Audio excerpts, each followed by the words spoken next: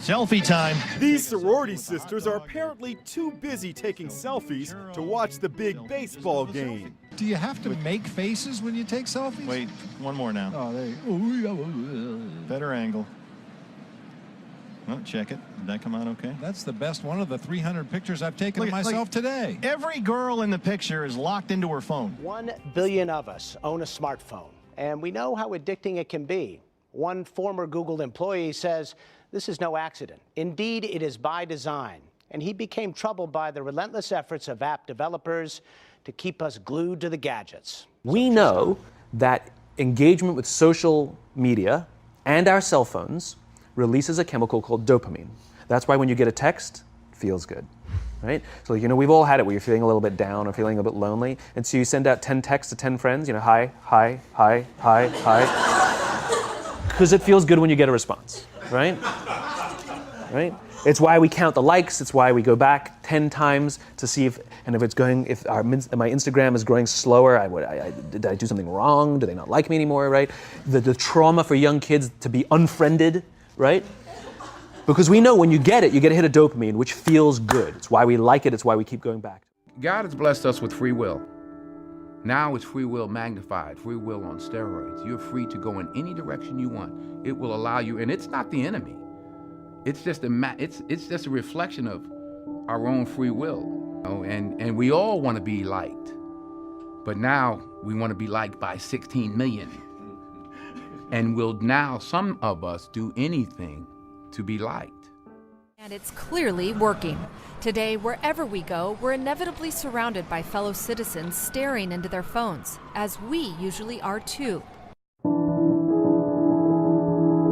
Turn it off. That's what I would say. It's hard for young people now because they're hooked. They're addicted. If you don't think you're addicted, and I'm talking about anyone, from the highest to the lowest, if you don't think you're addicted, then see if you can turn it off for a week. It got quiet in here, didn't it? Didn't it get real quiet?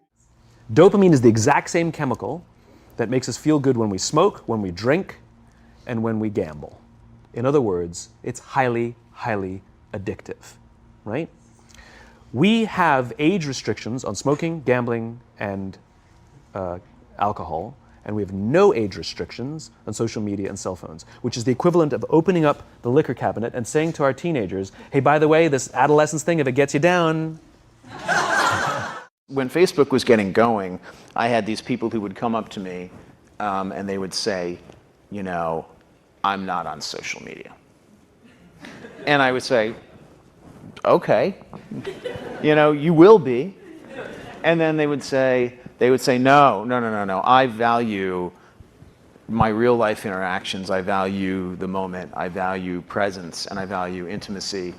And I would say, well, you're a conscientious objector. That's okay. You don't have to participate, but we'll get you eventually. and I don't know if I really understood the consequences of what I was saying. Because the unintended consequences of a network when it grows to 1 billion or 2 billion people, and it literally changes your relationship with society, with each other, with it probably interferes with productivity in weird ways. God only knows what it's doing to our children's brains. But experts say putting electronic devices in the hands of your children can be dangerous. Jacqueline Kovac has the story. Cell phone addiction. It's becoming more common. According to a national study, 1 in every 8 kids becomes an addict. They feel that all of their interaction is coming through that device versus through face-to-face interaction. And again, that the negative consequences of not having it don't matter to them, that they feel that they must actually have it to feel okay. Dr. Mary Berg, a clinical psychologist, says you can tell when your child is addicted, when they can't do their homework because they can't put down the device. They would rather socialize with the device rather than face to face. And they're not sleeping because they must be using the device at all times. If the thought process that went into building these applications, Facebook being the first of them to really understand it, That thought process was all about how do we consume as much of your time and conscious attention as possible. And that means that we need to sort of give you a little dopamine hit every once in a while because someone liked or commented on a photo or a post or whatever. And that's going to get you to contribute more content, and that's going to get you, more likes and comments. I mean, it's a social validation feedback loop that it's like it's exactly the kind of thing that a hacker like myself would come up with, because you're exploiting a vulnerability in human psychology. What's happening is, because we're allowing unfettered access to these dopamine-producing devices and media, basically it's becoming hardwired, and what we're seeing is, as they grow older, too many kids don't know how to form deep, meaningful relationships. Their words, not mine. They will admit that many of their friendships are superficial.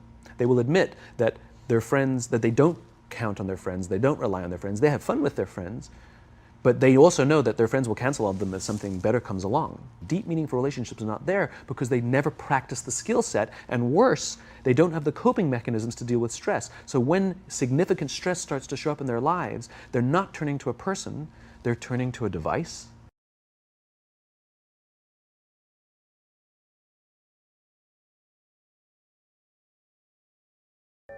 We have to ask ourselves, what is the long-term, if not the short-term effect of too much information?